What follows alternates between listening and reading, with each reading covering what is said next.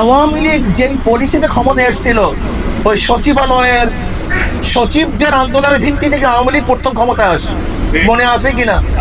ঠিক 96-তে। আজকেও সেই নকশা এবং নমুনা আওয়ামী লীগ শুরু করেছে, সচিবালয়ের মধ্যে বিশৃঙ্খলা সৃষ্টি করার চক্রান্ত করতেছে। আমি অবশ্যই সচিবালয়ের লোকদেরকে বলবো, 96 আর 2025 কিন্তু এক নয়।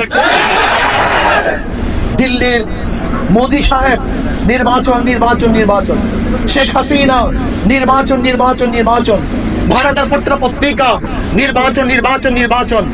আমাদের দেশেরও কিছু লোক যারা ভারতের দালালি করে, ভারতকে কন্ট্রোল করে, ভারতের সাথে হাত মিলিয়ে ক্ষমতায় যাওয়ার চক্রান্ত করতেছে, তারাও বলে খালি নির্বাচন নির্বাচন নির্বাচন।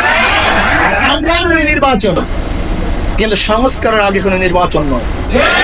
যদি সংস্কারের আগে নির্বাচন হয়, তাহলে চাঁদাবাজরা আমার ক্ষমতায় যাবে, লুটেরা আমার ক্ষমতায় যাবে, দুর্নীতিবাজরা আমার ক্ষমতায় যাবে।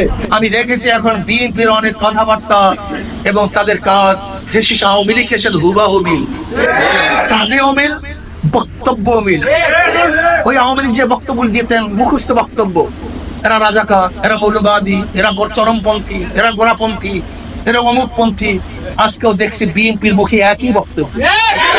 আমার আওয়ামী লীগ যে চাঁদাবাজি করতো, দুর্নীতি করতো, আজকে দেখতেছি একটা দল সেই একই কাজ করতেছে, দুর্নীতি করতে।